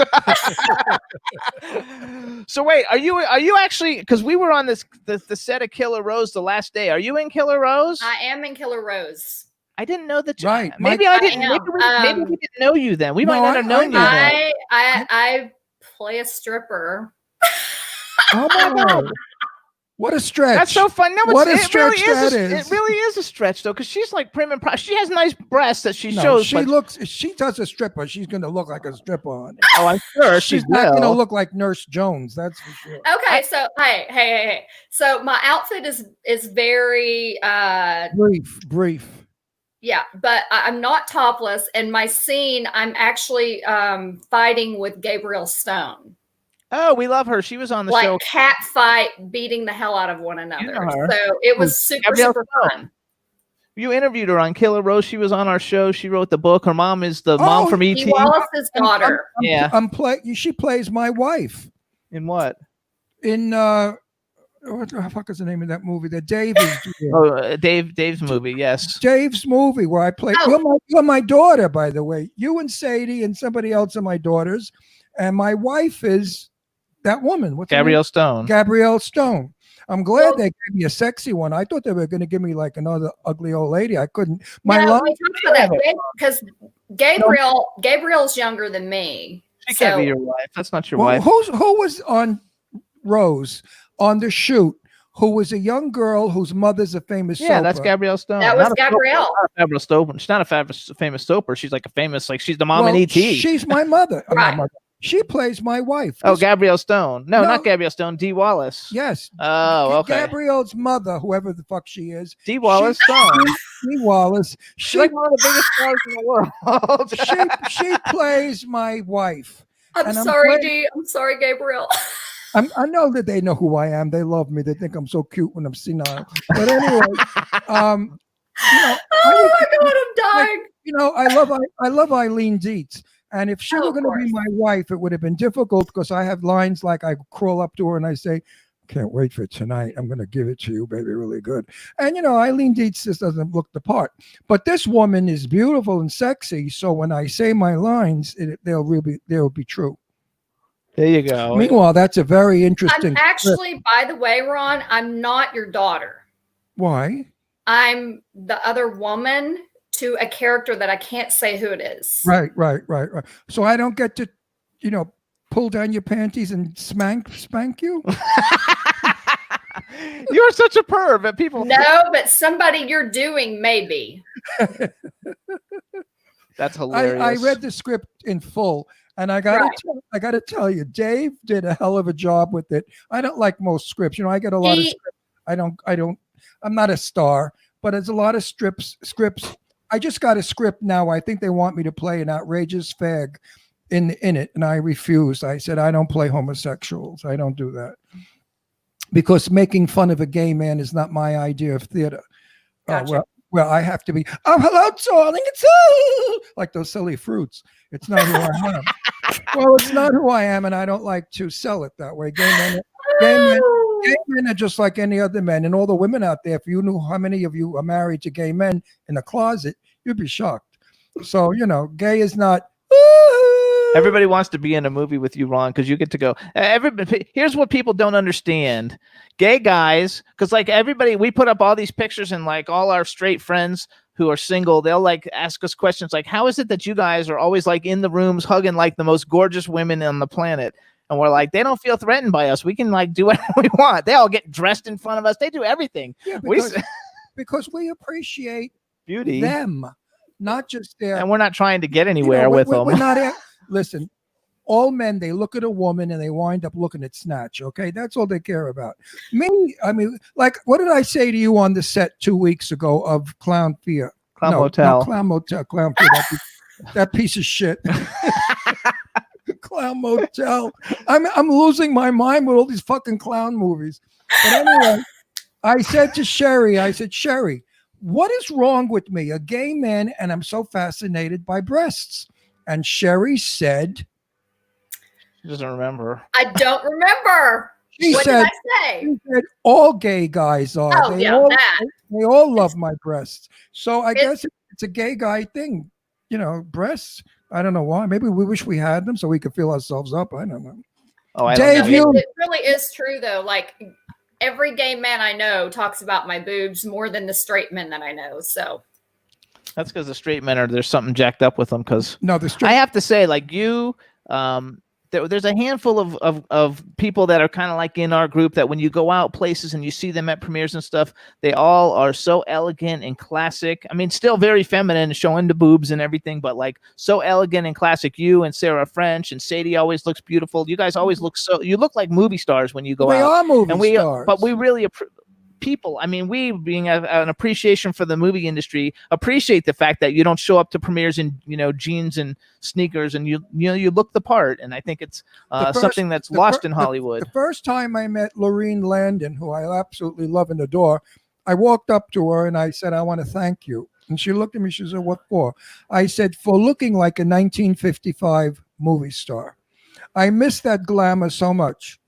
And she always wears gowns, and she's not a 20-year-old girl, but whatever she is, she looks wonderful for her age. She does, and she's still glamorous and sexy and beautiful, and I appreciate that because theater and Hollywood is all fake; it's all glamour. Every time I see her, I always make it a point to tell her hello and compliment her because she is absolutely stunning. She really is, and she is very glamorous as well. And then to address what you mentioned about like Sarah French, and again, these are all of our friends, Sarah French and Sadie Katz, and they're beautiful women and they're sexy women and they're sweet women. But I truly believe, and again, this is partly me being from the South, my how I was raised and that kind of thing. Like I didn't go to the grocery store without my makeup and hair done and that kind of thing. And then for me as a businesswoman, which is how I'm wired, I'm a business person. So for me, I believe first impressions are lasting, impressions. And so for me, I never know who I may meet, and if at first they only remember me because I had this long red elegant dress on, it doesn't matter. They remembered me for something. And if I need to give them a call later or whatever, or someone mentions my name, I did something enough aesthetically to stand out to them. Absolutely. Okay, Barbara Streisand, when she auditioned for Funny Girl, dressed in character. I know so many actors of my day that would go down for big stars. I mean, like even Marilyn Monroe sometimes auditioned for certain parts. Jane Russell told me that. They would go in character because a lot of the casting people don't see well. They're like demented or something's wrong with them. Like they'll pick a 500-pound woman to play Marilyn Monroe in a life story. So you got to go there and show them exactly what it is you can do. Right. You send out elegance, sexuality, glamour, and of an old Hollywood. People nowadays are starting to romance that. Years ago, they thought, oh, they're all full of shit in Hollywood. There was a bunch of fake tits and asses, and they're all plastic. You know, they were nasty. Now all the audiences are fake tits and asses and plastic. So now they can't say that about the actresses anymore. So now we're going back to people saying, yes, we want glamour.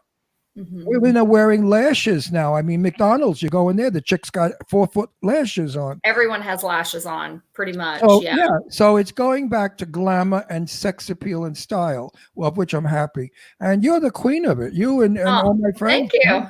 No, seriously. You also work. One more thing. What Okay. she did at the Oscar party that night, I mean, everybody was like freaking out from you. I mean, everybody. Absolutely. You guys, he's talking about the Sue Wong Oscar Gala, Right. and Sherry was one of the celebrity attendants, and You could she be my was so date glamorous, it wasn't even funny. Next Oscar party that Wong throws, you could be my guest. Okay, I'll be sure to have the girls out. Well, for you. if I'm not taking Lainey Kazan as my date, I'm going to take you as my date. Oh, I'm not first on the roster. That's okay. Well, Lainey's my age, and I know her for 40 years, so I feel obligated. Do you know who Lainey Doesn't Kazan matter because is? you're going to go either But wait a way minute. because I'm going to get you invited. I'll be with your husband. There you But go. wait, do you know who Lainey Kazan is? Yes. Oh, good. She knows everybody. She knows who everybody Well, a is. lot of people don't know who Lainey. I have to say, the star of my Greek wedding. So You know- hold on, let's do some bragging. So first of all, you guys, Sherry has got all kinds of. You're in more movies. I went on your IMDb. Like you make more movies than like fucking anybody. Like you make like 10 movies in like a year. You're in a lot of Dustin Ferguson films, which congratulations, he's been a guest on the show, and he makes a lot of movies, and so like you got a whole bunch of those. Los Angeles Shark Attack, we knew everybody in that one. Right. Axe to Pieces, Angry Asian Murder Hornets. I think you're in James Balsamo's Catch of the Day too. You Die at Dawn. You're working on Down the K-Hole with Sadie and Miles. Something called Violence on Demand, which I don't know that one, but I just picked it out because it has Alyssa Dowling and Sarah French, and since they're both friends of ours. And you've got Appetite for Sin. You just did The Stepdaddy, which is a Thomas Churchill film. You're in Big Freaking Rat, and so is Ron. So that's going to be a fun one. What are you in Big Fucking Rat? Freaking Rat. Very, very briefly in it, like a scene or two. I'm in the campgrounds. Campground scene. Those scenes. Okay. You got to love it. Actually, with Julianne as well. Our scenes together. And you have something called Axe Grinder too. And I wrote down that you were in Bloodcraft. Were you in Bloodcraft? I did. Again, I mean, that was one of those things. James kind of was like, hey, can you help us out? I wasn't like in a role. I just kind of came on in a really big church scene on that. Matter of fact, I need to watch that. I want to watch it too because Bloodcraft, first of all, you guys, it's directed by James Cullen Bresek, who I met him because Sean Kanan, the actor, has a book called Success Factor X, and he picked 50 famous people to write what their idea of success was, and then he asked me to write the forward to it. So when we did a book signing at Barnes & Noble, I got to meet all the people that wrote in it, and James was there, so we've met him a ton of times since then. And he's the director, but Augie Duke is in it, Michael Welch, who's been on our show, Love Augie. Dave Sheridan, Dominique Swain. I mean, it's got some really big people. Dave is amazing in this. Augie's a great actor. Actress.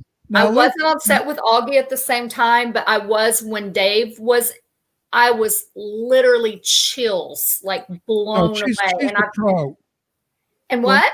Oh yeah, he's a pro. She's talking about Dave Sheridan. Oh, I'm talking about Augie Duke. You know Dave Sheridan. Oh, I love Augie. I know Dave. Augie's amazing too. That crappy film that all of us hate and we were in called Clown Fear, that piece of junk. Augie gave a very good performance. She was in my scenes, as the minister.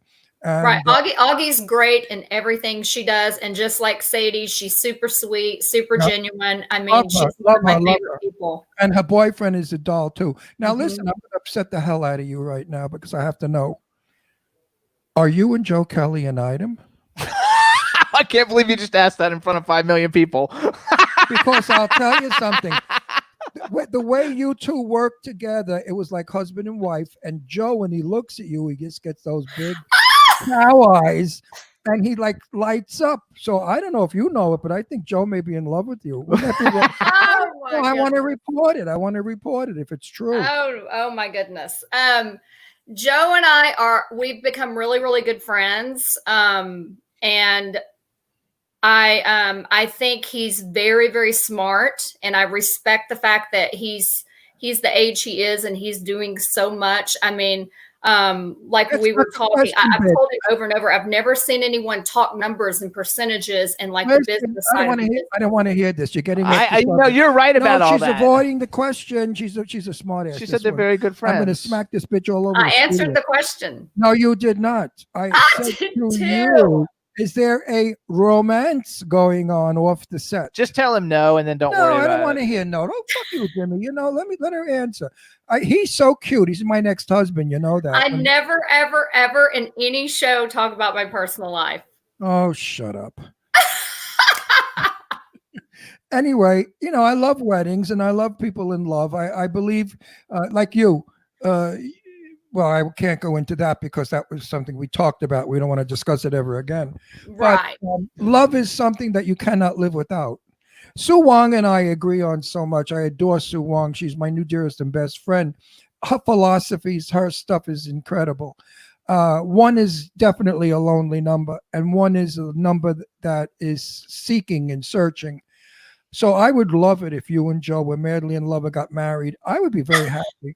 No, or you with anybody. I don't really think that, you know, I've been married all my life. I married Sal DeGeorge when I was 19 years old, and he and I were together for 46 years.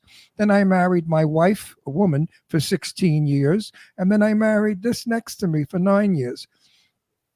I'm a marrying kind. I'm not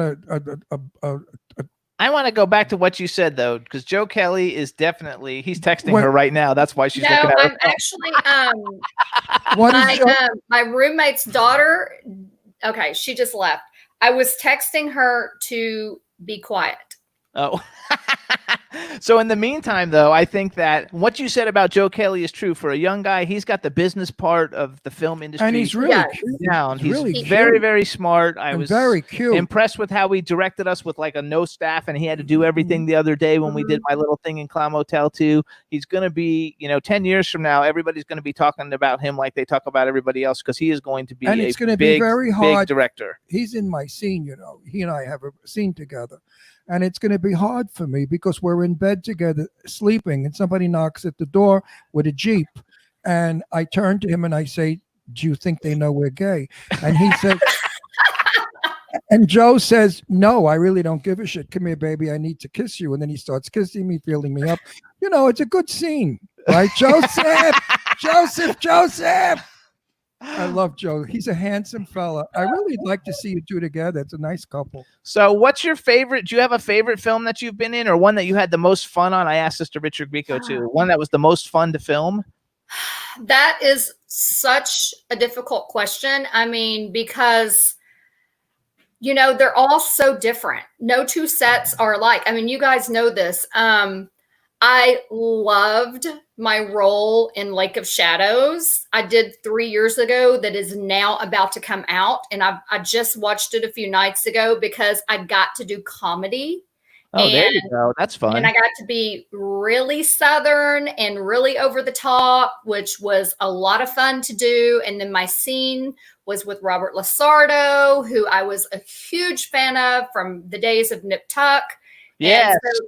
And then to later get to know him, and he's such an incredible person. And I'm thinking, oh my God, I just did a scene with someone that I was like fangirling, First of all, though, he is a great actor. He is a great. I've never met him. So he was cool, right? He was cool. Incredibly sweet, and he stays in touch with everyone he works with. Our EP Tino. I mean, they just call each other up. I mean, he's just such a normal, nice, sweet guy. And it was like 119 degrees in Fresno. Wow. And it was miserable, and it was the cleavage shot, which Ron would love. Oh, not at all. What makes you think that? Well, literally, when I come on camera, it's literally on my cleavage. That's my opening. It's just this, and I go. What's the name of focusing on these things? Dave Hughes. Wait, what's the name of the movie? Lake of Shadows. Lake of Shadows, Dave Hughes. When it comes out, you're Michael Rodriguez. Dave Hughes. Yeah, was the director. Dave, Yeah. Dave, So I love that. I actually love my role in Killer Rose with Gabby Yes. because again, we were fighting. You know, we were in stripper clothes, and I'm like jumping off of a ledge onto her. We're rolling around on the ground, and then car comes. I can't tell you the end. no, don't say that. Yeah. Hey, Anyways, Dave, it's a David, badass scene. It's it was a great. lesbian shot, Dave. You like that? Two chicks Yeah, that's rolling- Killer Rose. Two chicks Well, I've rolling done that around. too. He says he's ordering his copies. Their skirts. went up. I played a lesbian vampire in a movie as well, so I've done that What too. movie is that? lesbian, What movie is that? lesbian. It's called The Last Revenants. Is that one out? Can we see it? I'm not sure where it is. It might be on VOD. Okay. Alyssa Dowling was in it as well. Give Dave the title again. The Last Revenants. Okay. And then you Dave. have Killer Rose. You got Mhm. enough film there that your wife will divorce you for sure. That's right. Yeah, and then my two short films that really I feel like are even more popular than some of my features are Snake with a Human Tail, which actually is the film that kind of put me on the map with horror. Okay. What is it called? the, Snake with a big tail. What? Snake with a human tail. Right. What is a human tail? A penis? Just the title, Ron. Don't overthink it. Don't overthink it, baby cakes. It wouldn't be long enough if it was a tail anyway. It's only a snake. Snakes bang snakes. They don't care. Okay, well, I play a transgender prostitute in that one. Oh, Wow, cool. that's interesting. And the reason that we got so much attention was because we didn't know about the movie Spotlight, which was up for a lot of awards, and I think won some awards. So we shot that, and we're getting publicity at the same time as Spotlight, and the whole concept of it was my character, was a little boy originally and was being molested by the Catholic priest. Oh, So wow. Wow. it's really disturbing, and it follows her life and how she became so messed up. She's really messed up in drugs, and what ends up happening is, again, she's a transgender prostitute, she's a drug addict, and she becomes involved with the priest that was molesting her as a child, and she knows who he is, but he doesn't know who she is. Oh, Wow. So It's great. It's a revenge movie. It's a religious movie. Well, that too. You gotta love it. No, you have a lot of great titles, and I think I can't wait for some of them to come out. That are gonna come out, and I think that I think it's cool that you're directing everything. So let's ask you like my hypothetical that I like. Wait, I want to answer a question Okay. before we go there. Are you going to be working with Joe the day we shoot up in Big Bear? Yes. Oh, good. Then I'll see you then. Mhm. Wear something low cut to inspire me to work. Don't wear that fucking blouse. I rip it off. I and love throw that it blouse. away. I hate think that it's gorgeous. I hate that blouse. Romper. I romper. hate It's it. not a blouse. See, Look it's a at it. romper. It's got shorts. Yeah, but well, maybe. It looks gorgeous. Thank you, Anyway, Jimmy. let's go. Spank his ass later. That's right. Let's go to a hypothetical. So you're like an actress, and you could work with any other male and female actress on the planet, living or dead. Who would you like to work with? And then the next question is, if you could have been any character in any movie ever made, what movie would you have liked to have been in, and what character would you like to be? Oh, that one I know. Okay, go with that one first. Charlize Theron and Monster. Oh, there you go. Great I one. mean, yeah, I mean, I and that's why we did Snake with a Human Tail, because I told the writer director, he goes, "Hey, I want to work with you, and I haven't directed. What do you want to do?" I said, "I want to do something crazy, off the wall, something that no one would expect me to do, that pushes me."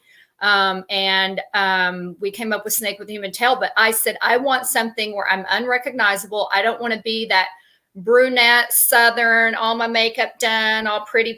I don't want to be that person or who people are used to me being. I want to do something where they look at me and go, "Oh my God, that's Sherry Davis," like. Well, they did that already with you and I when we did the shower scene together naked. Remember all your makeup washed off? Dave Hughes just dropped dead. Dave I Hughes must have been died. really shit faced when that happened. I No, I- was blackout drunk. I'm telling Okay. you, Dave Hughes, his dick blew off in explosion from that. Dave was going crazy. He wants to be in all your movies. So okay, No, so really, I'm not kidding. This guy's on the level. okay, Charlize Theron in Monsters. First of all, nobody's ever said that. That's a good one. So let's go Yeah. back now. We love Charlize. I love. She's my favorite actress. I love Charlize. I think she is amazing. Like Oh, just absolutely gorgeous. incredible. Natural actress, gorgeous one. Grace Kelly, another beauty. Okay, so who would you like to work with that you haven't had a chance to work with? If you could pick anybody and they could be living or dead, who would you really like to work with? I need a male and a female. God, they're just. I'm so blank on this one right now. I mean, I just. Well, you know, gotta- I kind of go into my brain goes into genres, and I'm really kind of liking a lot of comedic actresses. Like I love Jennifer Garner, Yes, me I too. mean, which is very different. I think she's great, and I think and honestly, J Lo. I like J Lo too. No, as an actor. I love J Lo. I like Yeah. her work, but I heard she's such a bitch. Really? No, really. I heard that too. We had friends Really? of ours, very close friends of ours that were dancers that worked with her. And she told them, they were told, do not look her in the eye, do not talk to her. Who the fuck is she? Damn. Yeah, you're not allowed to look Puerto at. Rican from New York. When did she become queen shit? Yeah, we do I have. mean, honestly, like I literally just went completely blank when you asked me that. And then I can go in as far as the actors, I think of people like Kevin Costner, Yes, Tom Hanks. Kevin Costner's would be No, a great one. Kevin Costner. Yeah, I mean, like Yellowstone is one of my favorite television series. Oh, is it good? I've never watched it, but I want to watch it because I love Oh, Kevin. I'm only dying to do a shower scene naked with Kevin Costner. Yeah, me too. I do that one. You know what? Divorce tomorrow. Yeah, right. Oh, so he can do it, but I can't. No, Kevin Costner's hot. Like, and then you go into those, like those celebrity crushes like Brad Pitt, who I think is also, an amazing actor, someone like that. And then I was all about Vampire Diaries, and Ian Somerhalder, who I've met a couple of times. I really, dug him, still do. But when you were young, who was your like? Who were She your like? is young. What do No, you but I mean mean, when you were like young? in high school and junior high school and high school, who were your like crushes back in the day? oh Like- God, first of all, Dukes of Hazzard was my thing because I wanted to be Daisy Duke. We had John Schneider on our show. He was fabulous. He was such. And his wife's on my social media as well. I followed them, and I've seen them at things. They came to Texas and did autograph, signings and stuff. So yeah, I loved John Schneider. But I had a full-size poster of Patrick Swayze on my bedroom door. Oh, that's a good one too. Good old Patrick. Then what about the letter you sent me at Universal when I was over with Charlie's Angels? You sent me a letter saying you were dying to meet me, that you thought I was the sexiest, handsomest man in the world. And could we have dinner together at your place? Bring wine. Yeah. You know who I had It's growing cool. up? It figures too. Like I had Christy McNichol everywhere. Oh, and- I loved her back in the day. and Yeah. being like a dyke. So all the people that I like had crushes on were dykes, and I ended up being a homo. Well, that's Well, like Nancy McKeon too, Yeah. I really liked her too. There were so many good, 80s actors and actresses. Yeah. Actually, I'm trying to think who all. Ralph Wait. Macchio. oh, we met him too. We Yeah. had a premiere in New York and had Yeah, him. I was really into the Karate Kid movies, so Me I was too.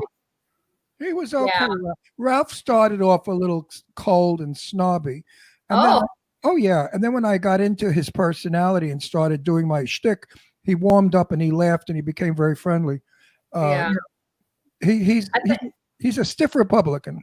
I think one of my all-time favorite crushes is the late and great Paul Walker, though. See, I did the Good costume looking. design on Too Fast, Too Furious, so I hung Yeah, out with him. He was very cool. And I was good friends with Ron Lester. So Yeah. What do when Paul you- passed, we were with Ron quite a bit after that. And then Ron passed, of course, Yeah. a couple of years later. And that was difficult as well. But there are just so many. And then you think of old Hollywood, which I love as well. And just the list can go on and on. There's so many. What do you think of Jason Statham. He likes Jason Statham. Oh, I think Jason Statham is the handsomest man, the sexiest man in the world. Not my type.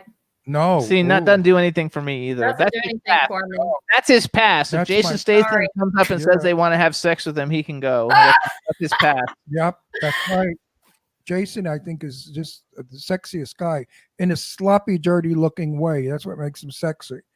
If he was ever like washed up in, you know, in his suit and looking good, he wouldn't be sexy. But he looks like a hot trick. But the Fast and Furious is one of my favorite franchises. Yes, And the fact that I got to work on one of them is a very cool that's thing. super cool. Yeah, that's super, super cool. Yeah, it was fun. As soon as LA locked down again, we're back in the jail. But as soon as we can breathe again, I'm going to have a get together. And of course, you're coming. You'll drive Of up with course. Sadie Miles. Come up with Sadie and Miles. Of or course. Joe Kelly, la da da. Well, Oh, geez, yeah. she's not going to do that. Now they're going to avoid each other. Now it's See, gonna be- this is why I never talk about my personal life right here because of all the damn rumors. That's Listen, okay. At least it's a listen. good rumor, and we didn't say that It's you were a- like going with somebody that No. was ugly. I mean, dating Joe Kelly has got to But be you nice. know I am a cougar.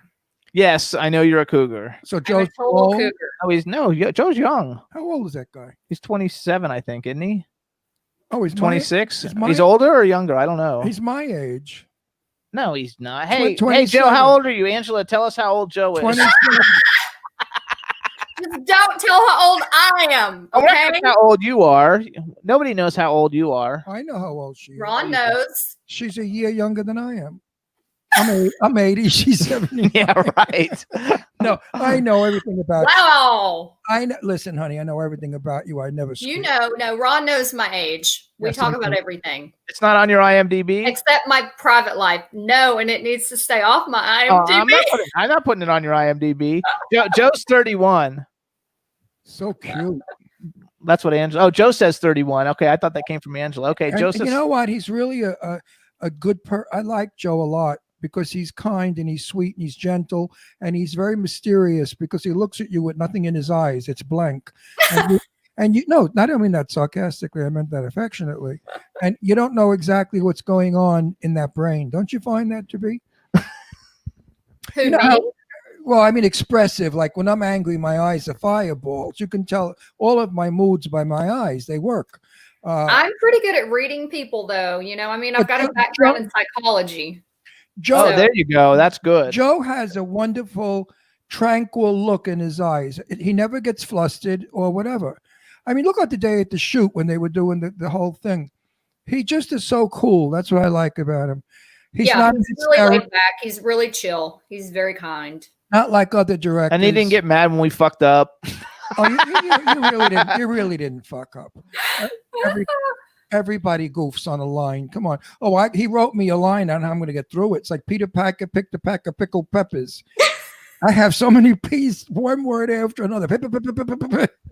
Not loud. So hang on, you guys, because we've only got 3 minutes. Let's get a couple of things out. So, you guys, this is Sherry Davis. First of all, you can follow her on Twitter, and she's at the Sherry Davis. But Sherry is SHERI Davis, DAVIS. If you follow her on Instagram, she puts beautiful pictures of herself up there. She's fabulous. It's at Sherry.Davis. It's SHERI.Davis. She's Sherry Davis on Facebook. Go to her IMDb. You can see all the cool stuff that she's in. She's got lots of stuff that's going to be coming out, and she's shooting all kinds of things because she's very, very popular, and she's And gorgeous. Her name is Thank Sherry, you.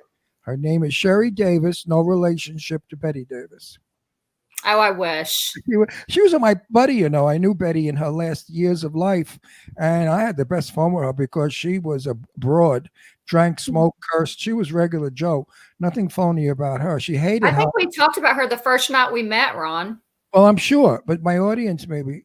Are you telling me it's boring? I'm going to come in there. No, I'm just saying because I'm going to smack.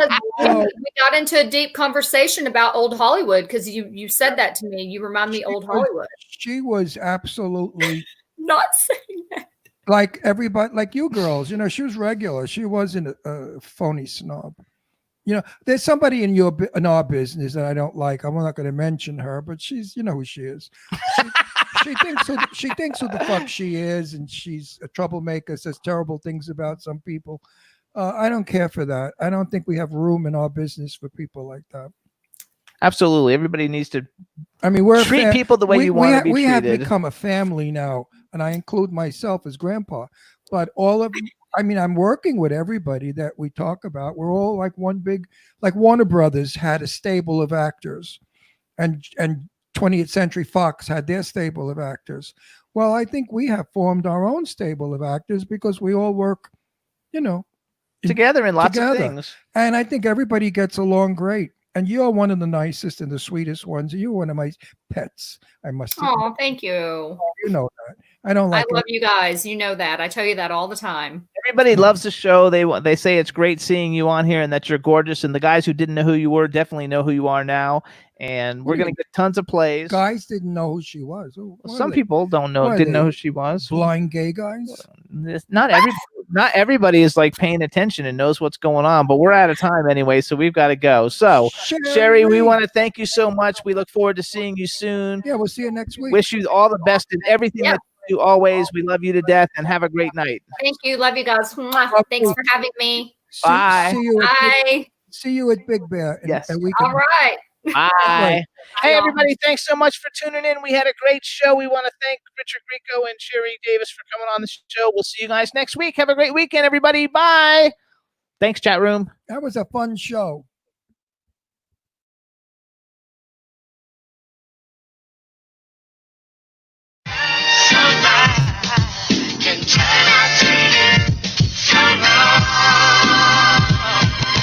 Yeah, we in the mix. Yeah, we in the mix. It's another episode. Here we go. The Jimmy Star Show with Ron Russell. Interviewing the hottest, newest, and truest of today's celebrities. Make sure to subscribe so you can get notified weekly. Jimmy Star, he's the king of cool. Ron Russell, he's a gorgeous dude. Chat room is live and you would be a fool not to vibe with us at the Jimmy Star Show with Ron Russell. Come watch it live on WCY Radio.